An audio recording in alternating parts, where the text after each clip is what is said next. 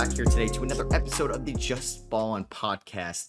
And I got a fun one for you guys today. So The Athletic recently dropped a 2024 NBA redraft. And the reason why I'm excited for this one today, because Sam Vecenie ended up making this article for The Athletic. And I think it's going to be fascinating to know what he thinks a 2024 redraft would look like, what his thought process would be. And I'm going to let you guys know what I agree with or disagree with from his redraft. And we're going to break it all down. So yeah, I'll make sure to announce every pick for you guys on audio. And I think this is going to be interesting because I wonder if Sam really enjoys to do a redraft, or this is more of like, okay, redrafts do well. Let's see you make one right now, because I think it's cool. I'm fine with the redraft, but I think you have to remember it shouldn't be taken seriously, especially right now, a year after they got drafted. And I think it's cool to rank these guys within their group just because of kind of the same year they came out. So we'll see what I agree with or disagree with. I will say, though, I did see on Twitter a specific fan base very upset about this one. So I'll let you guys know if I agree with it or disagree with that when we get there. And I'll make sure to point that out. So let's start things off with number 1 overall. The San Antonio Spurs selects Stephon Castle. So he doesn't mention here that he's going to the Atlanta Hawks. Does he mention? So he doesn't really mention in a way that he's going to be in Atlanta, but we're going to talk about that today as well. He's just kind of doing a little bit of a ranking or a re-ranking. So Stephon Castle going to the Atlanta Hawks, I think would probably, man, I remember I did do a redraft over on my Srosh channel, kind of at the end of May. And I'm pretty sure I still had, I think I had Castle go once. But honestly, I could really see a way where the Hawks are okay with Reese Sachet going number 1. I think Stephon Castle was great in his rookie season, but I don't think he was Wemby level good, Powell level good, Anthony Edwards level good, where it's okay, this guy's legitimately the 1-1 in a redraft and there's no ifs, ands, or buts. No, I think you can have a clear argument for Zachary Reese Sachet to still go number 1 because, one, the Hawks drafted Reese Sachet, so they like the intel, and they clearly valued him enough to give him the most guaranteed money out of any rookie in this draft class with the number 1 overall pick. We kind of knew that Reese Sachet was going to be more of a project than Castle. I predicted Castle to be much better than Sarr and Reese Sachet at least right away, so that's why it's tough to do this based off 1 year, but Castle did win Rookie of the Year. He was a good defender. He had games where he can kind of take over with his scoring ability. He had plenty of games where he shot poorly, but I thought the aggressiveness, the confidence, and the games where he can elevate the Spurs late in the season, I think are impressive 100%. I wonder what his long-term future is going to be in San Antonio, right? Is he going to be somebody that's going to be the guy, the secondary guy next to Wemby, or does Fox lap him next year, which is most likely? Does Dylan Harper eventually lap him? We'll see. I think he has. The 2024 class was obviously looked at as a weak class going into it, and I think there's a couple guys that can look at number 1 to Atlanta going forward. I don't think Matas could have a discussion, Castle could have a discussion, Reese Sachet. We'll get to the Alex Sarr debate when we get there. But he has Stephon Castle going number 1, technically to the Atlanta Hawks in this redraft. So he has Zachary Reese Sachet technically going number 2 here in the redraft, which would be to the Washington Wizards, where I think he would fit just fine. I think the Wizards still could use some shooting long term, and I think Reese Sachet provides some 3D ability. Now that front court, if they didn't have Alex Sarr, would be very bleak going forward. I wonder if that would make the 2025 draft differently or end up being a little bit different. I don't think you can reach on Kel'el Ware here. I think there would be a ton of risk to taking Kel'el Ware in the top 3. You're not taking Edey in the top 3. I don't think you're taking Yves Missi. Those guys have specific floors. Yves Missi's floor is a little bit high, or ceiling's a little bit higher than Edey, I would say, going forward. You could really like Klingon, but I think there's some concerns with Klingon's ability, his availability, his durability, and how he can be throughout the game with his endurance. So Reese Sachet goes number 2 here, which would be, like I said, to the Washington Wizards, which has been a very vocal fan base this offseason. And you can kind of get why, because there's going to be somebody that's not in the top 10. If I had to say in 5 years from now, one of these guys made an all-star game between Stephon Castle and Reese Sachet, it is so tough, because I do think Reese Sachet has a higher ceiling than Castle, but Castle has a higher floor. What if Reese Sachet does not take steps as a shot creator next year or as a defender, in which I could trust Castle with the ball in his hands right now, creating and initiating and driving downhill, and I trust Castle as a defender a little bit more than Reese Sachet. But I saw flashes from Reese Sachet last year. There are games where Reese Sachet had 30+, didn't really take a lot of dribbles. And I think he's really good right now in the Hawk system. So I don't have any big disagreements with 1 and 2 right now. I think you can go either way. There could be some other guys that could end up going a little bit higher. So Jared McCain goes number 3, which I'm cool with, right? Jared McCain ends up going number 3 to the what would this be? The Houston Rockets, right? Like why you drafted Reed Sheppard is exactly, or what you'd hope from Reed Sheppard in your rookie year is exactly what Jared McCain showed last year. So you can kind of get that right away. Now, Jared McCain coming off a major surgery, how is he going to be with his main skill set moving without the ball, right? His speed, agility, decision making, some of that could be affected by the injury. How is he going to look like with his confidence and his willingness to like make hard cuts right away and maybe absorb contact at the rim? We don't know yet, but for Houston, who were like, they were a 2 seed last year after drafting Reed Sheppard, who had a great summer league that really struggled to get consistent playing time under Ime Udoka. This is kind of a home run pick here to get Jared McCain in that role. If we can see what that sample size, that like what 25 game sample size, 30 game sample size he had last year in Houston, moving off of Alperen Sengun and Amen Thompson and Tari Eason and Jabari Smith Jr., that's exactly what they wanted from Reed Sheppard right away, and they didn't get that. They could still get that one day. But Jared McCain ends up going number 3 here, up 13 spots from number 16, which is crazy because he was just that good in that 30 game sample size or whatever it was. Like, he was so good that he's going to go up 13 spots off a major surgery as a small guard because he was that electric, moving without the ball in his hands, his 3-point shot, his decision making, the confidence. It was incredible last year. So this one is where I disagree with a little bit. Reed Sheppard goes number 4. I don't know though. Like I liked Reed Sheppard a lot pre-draft. I had him 3rd. I had Ron Holland 2nd. I had Alex Sarr 1. And Reed Sheppard goes number 4. Like, Reed Sheppard didn't show much in his rookie year, right? He struggled defensively. He got mismatched, or he got matchup hunted a little bit. And there was a lot of games where he could not get the shot going. And that's kind of what he is right now. You need him to be a good, consistent shooter, or at least be a respected shooter out there, even if it's not on that game. It's where teams have to aggressively close out on him, which can allow an extra pass to be made. But if teams aren't going to really give him that much respect because he's an unproven rookie, at least last year, it's really hard to justify Reed Sheppard on the floor for a team that was competing for a top seed in the Western Conference last year. Even with their young core, they were still experimenting with some things. So I'm excited for Sheppard next year. There's a reason why they didn't want to trade him in Houston in a Kevin Durant trade. I would love to see him in San Antonio with Victor Wembanyama because obviously, what's his name is off the board. Stephon Castle's off the board. Now, I could see the reasoning why you wouldn't want Matas Buzelis within the half court with Wemby, and you think that's kind of like a weird fit long term, and you're just like, you want a guard specifically here. So like Reed Sheppard is essentially going to San Antonio in this redraft. I mean, out of all those guys, I'm probably fine with that because I still believe in Reed Sheppard, and I still think that could be what San Antonio wants. And I think because of the limited ceiling of like Jalen Wells, I don't think you're taking Jalen Wells here at number 4 in a redraft. I don't think you're taking Isaiah Collier here. Maybe Bub Carrington. Like it's not completely out of the equation or out of the question that Bub Carrington he could be better than Reed Sheppard going forward. He's definitely more athletic. He's a little bit shiftier with the ball in his hands. And he has a little bit better blend of size than somebody like Rob Dillingham, who struggled with the size, even though he's a shifty guard coming out of Kentucky. So, yeah, Reed Sheppard goes 4 to San Antonio. I see the vision. I think I would prefer Bub Carrington over Reed Sheppard in San Antonio, but I'm still super high on Reed Sheppard. And I don't want to say that this was a bad pick at number 3 originally because we are 1 year into their careers. He had a way quicker leash than any one of these rookies. Like, Alex Sarr was bad for a stretch last year. Zachary Sachet struggled. Stephon Castle struggled with the stretch at a certain time last year.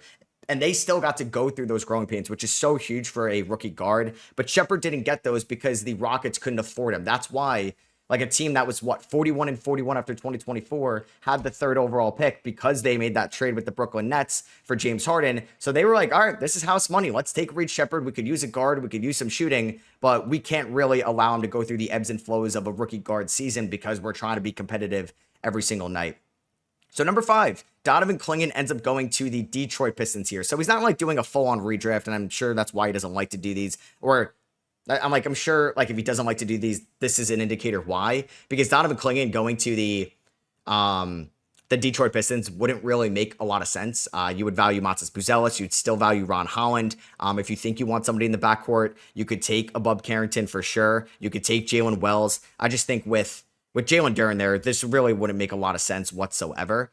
So this is kind of like more of like a ranking of these guys after their rookie year, which maybe is a little bit less fun. But I'm going to talk about the idea of that player on the team. And could you think about playing Jalen Duren and Donovan Clingan at the same time? You would need 3 elite shooters around those guys, but you're going to really struggle there. Now, Jalen Duren can put the ball on the ground a little bit. He can get out there on the perimeter defensively. Clingan is somebody that's kind of like manning the paint right now. Good rebounder, physical inside, big body guy who is a sophomore coming out of UConn. And we'll see what he's going to be. Outside of just like a rim protector, lob threat inside guy, can he develop any more to his game? I'd like to see him healthy in year number 2 because he suffered an injury last year. He suffered an injury at UConn. Like there could be a little bit going for somebody that's 7'1", 7'2", going forward. But I think Clingan was good. I mean, I'm more intrigued about Khalil Ware in Detroit or definitely Alex Sarr, who's still on the board. And I'll go more to the Alex Sarr when we get there. Montes Buzelis goes number 6 to Chicago.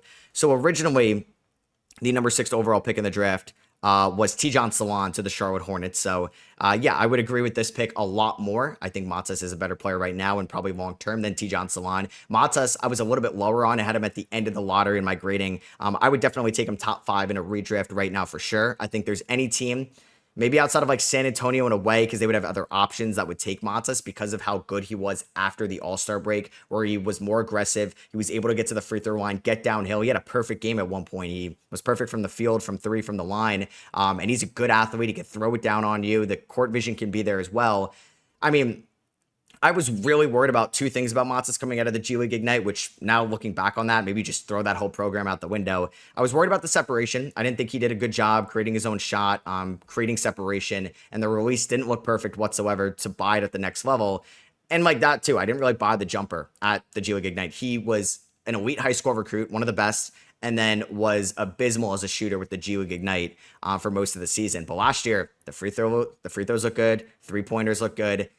Chicago has something here, and I hope they realize that going forward. So him in Charlotte with like Brandon Miller and LaMelo Ball would be a whole lot of fun because I think Montes fit that system of like run and gun very well with Chicago in the second half with like Kobe, Josh Giddey, get up there and get down the court with Montes as well, who can cut, slash, catch alley-oops, and can also bring the ball up himself.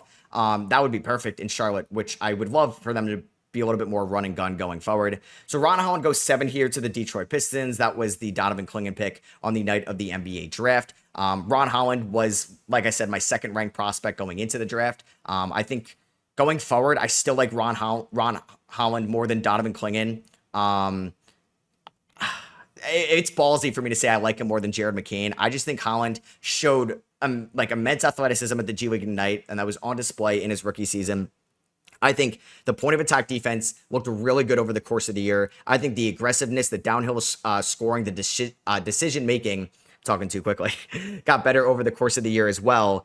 And I just hope that, I don't know, there's going to be, if he doesn't develop a shot, it's going to be tough because he's not as athletic as Ausar Thompson. He's not good as a defender, as good of a defender as Ausar Thompson. So can you play him and Ausar out there at the same time? Probably not. No, that would not be the best game plan whatsoever.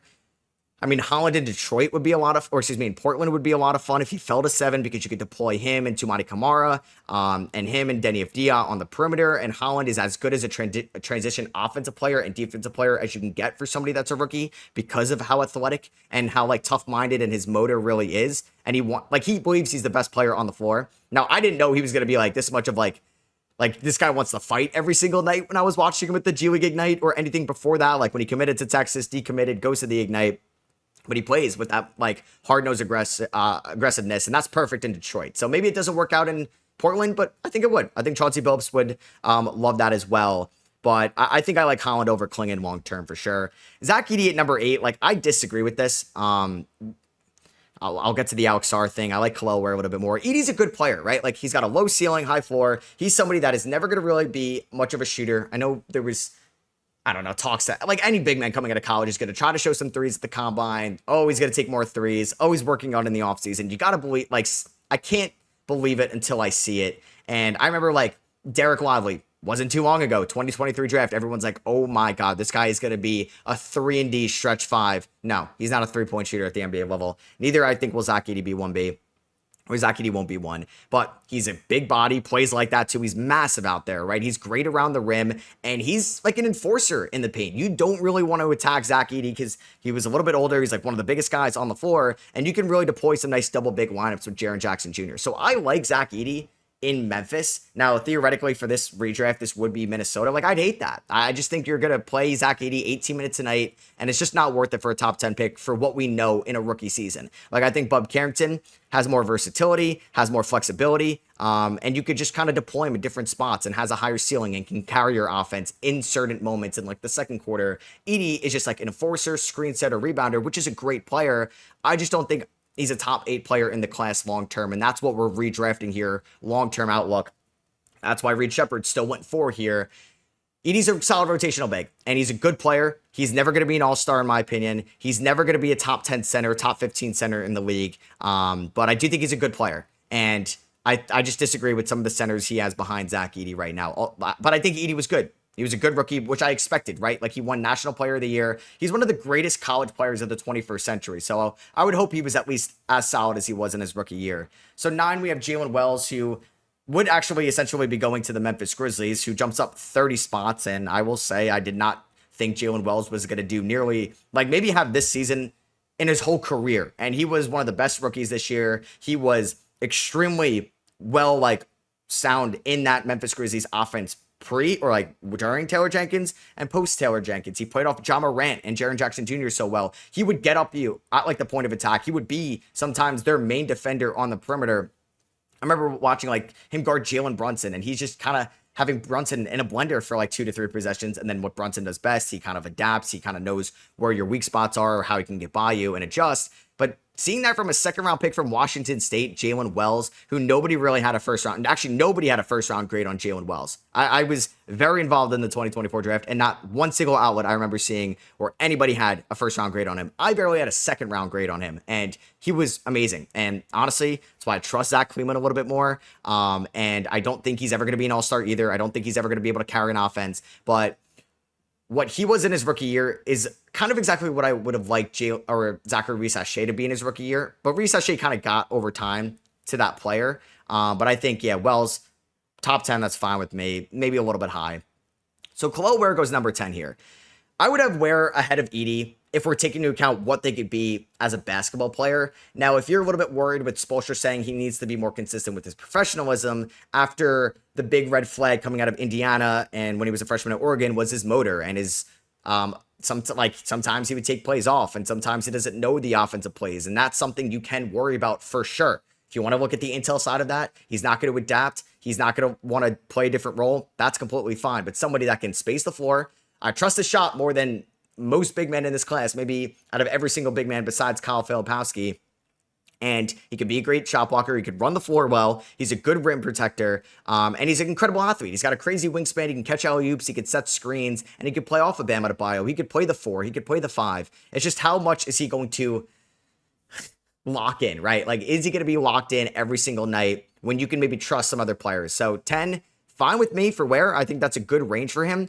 I like him more than Zach Edey long term if he's going to be fully bought in. So coming in at number 11 was a lot of big debate on Twitter, Alex Sarr of the Washington Wizards. And I will say, I watched so much Alex Sarr last year because I loved Alex Sarr coming out of Perth. He was my number 1 prospect. And there was countless videos that I've talked about or podcast episodes where he is raw. He is not going to be a good player right away. He was worse than I thought he was going to be. He was way too inefficient around the rim. He looked lost offensively at times. He forced way too much. I thought the defense was fine. And honestly, that's what I expected from year 1. And his defense had its moments. It didn't have its moments, but he was creative with the ball in his hands offensively. He was like, he knew where to be different spots of the floor where he doesn't have a lot of help defense last year. The Wizards were not a good defensive team whatsoever, but there are moments where this guy could be legitimately your anchor of your defense, your rim protector. You could put him in drop coverage. You could put him on the perimeter, and then he can get out and running in transition. And I think that's why I had him number 1. It's just like the offense was so abysmal at times. Now, he had some really good games last year, but I also throw out the month of March. If you had a career high in March, it's got an asterisk on it a little bit. It's a little fishy. There was too many times around the rim where he didn't have the timing, he didn't have the patience, and he just got physically outmatched. Like, Alex Sarr is very skinny for somebody at his size and sometimes got the best of him. And if he was going to be a good 3-point shooter, which he wasn't last year, he would have the ability to draw the attention of opponent team's defense, maybe attack a closeout, or just have that respect where now he can dish out the ball a little bit, but teams could leave him open towards the end of the year because this guy could not hit a shot whatsoever. I disagree, though. I had him number 1. I'm not giving up on that after a year. I'll give it up after 3 years, but after 1 year, no. I'm taking Alex Sarr over a lot of these guys we mentioned in a redraft. I'm taking him over Khalil Ware, but I could see the vision for Khalil Ware. I'm taking him over Jalen Wells. I'm taking him over Zach Edey. That's the one I really don't get, given Sarr is like 3 years younger than Zach Edey, maybe more than that. And I think like Sarr could be better in 2026 than Edey was in 2025. And like I said, a 3-year gap between them or something around there. Holland, I kind of can still take Sarr. Sarr over Buzelis, that one's close. I like Sarr over Klingon long term. I'm sorry. I like him over him long term. I mean, yeah, if I'm going to stand by my number one guy, I should take him over Castle. That's tough. I don't know. Do I want to just put all my eggs in that basket? I just think Sarr is too low in a redraft. And I'm not going to say that that's a wrong take. It's totally subjective. He was terrible in his rookie year offensively, and there was a lot of lapses defensively. I can totally see you being cautious, where he still has a number 11. Like, that's still really good. I would just do it differently, but that's what makes this great. People have different basketball philosophies, and as long as you have a reasoning for it outside of, like, aura or that guy, which is fine. You can say that guy nice or he's a hooper. Like, sure, that's fine, but you also can't get mad if somebody else has a different take than you. So, yeah. I would have Sarr higher.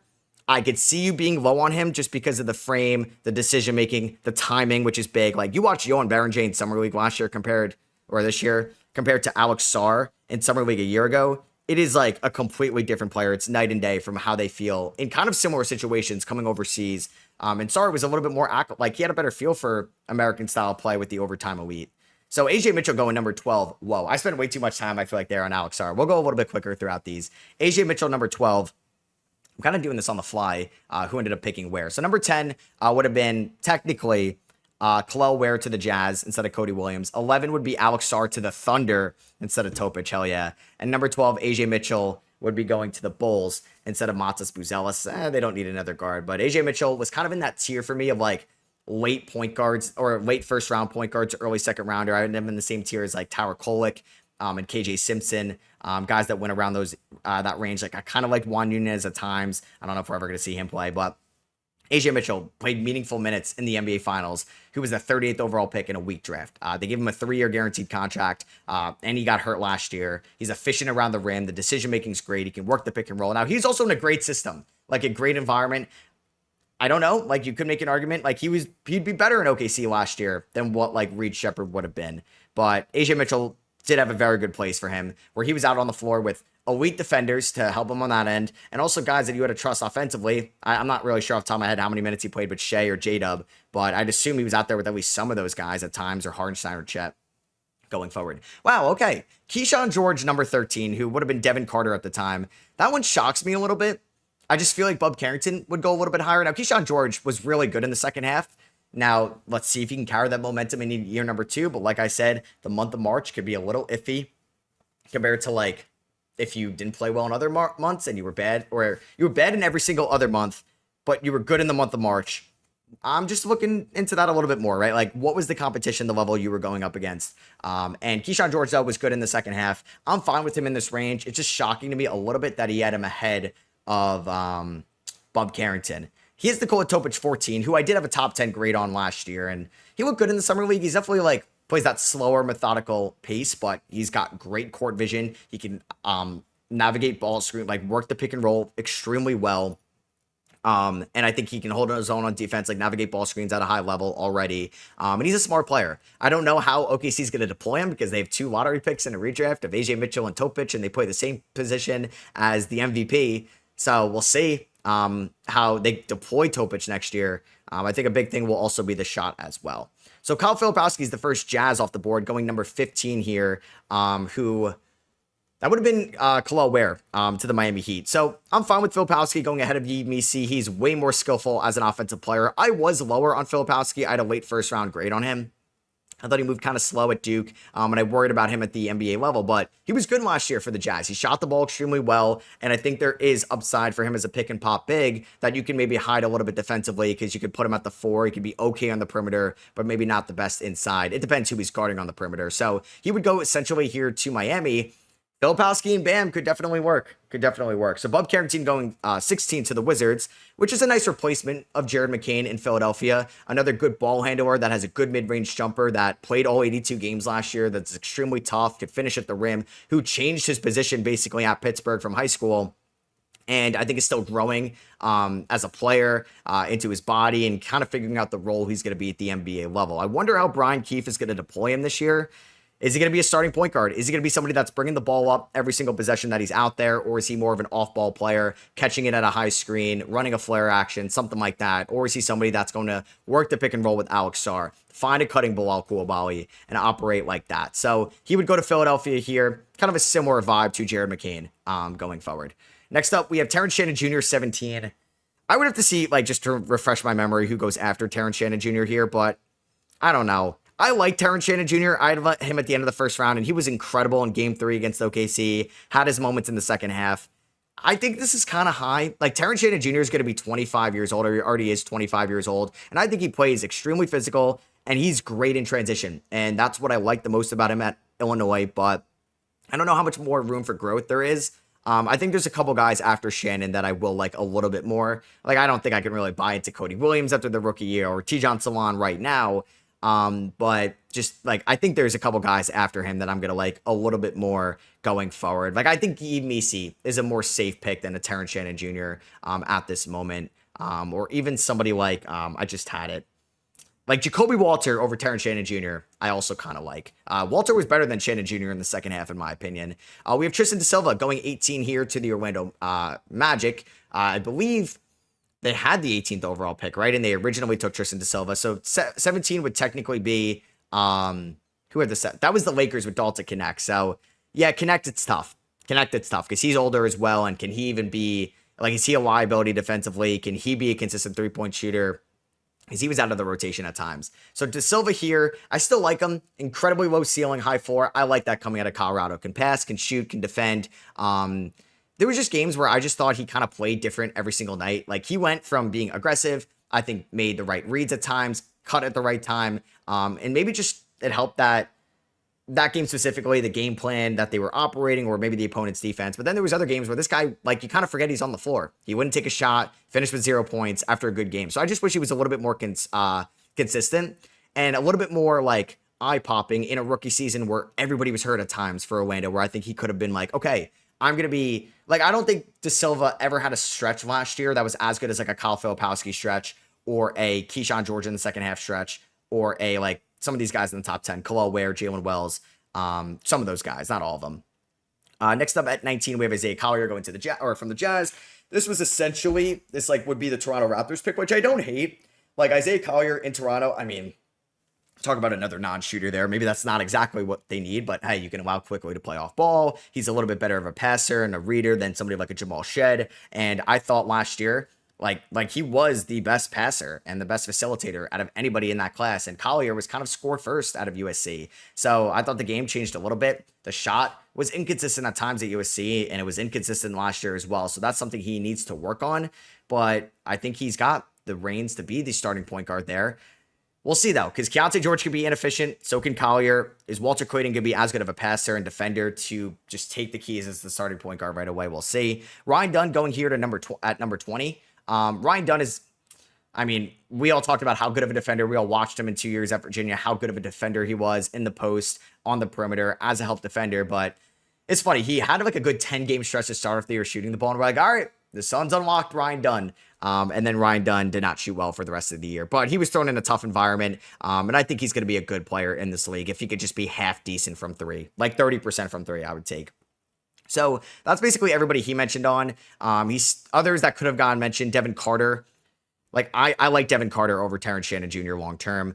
Yves Missi, I mentioned him. Cody Williams, we'll see. It was such a bad rookie year, but it's 1 year, right? It's not the end of the world, but he needs a big year too. Jacoby Walter gets a mention here. Rob Dillingham, also not here. Yeah, I don't know. He was traded a future first-round pick for in the top 10, and we'll see if he's going to be a starter. Probably not. We'll see if he's going to play more than 20 minutes a night. Maybe not. And then Dalton Connect also is a notable omission here. I think it'd just still be a good three-point shooter. But I know Sam was talking about on his podcast, like, could the Lakers get a first round pick for Delta Connect right now? Probably not. And he's only getting older. So any other guys that I thought could have been mentioned? I mean, T-John over Cody could have just gone to mention. I like Jalen Tyson, but I'm fine with him not getting mentioned at all either. I'm a little bit lower on AJ Johnson than I think the consensus, but like Mogbo didn't get a mention. Jamal Shed didn't get a mention, which is fine. Furphy, but we're still like big TBD on him. Shout out Ariel Hook Porter. You guys know I love Huck. So that is going to be for me. Hope you guys did enjoy this episode of the Just Ballin' podcast. You can let me know with anything you agree with or disagree with that I mentioned from the article or that I talked about as well. Make sure you drop a thumbs up if you're watching on YouTube. I'll leave a link to the article in the description below. And if you guys are listening on Apple Podcasts and Spotify, really appreciate you leaving a rating or review to help the podcast grow as well. Catch you guys in the next one. Peace.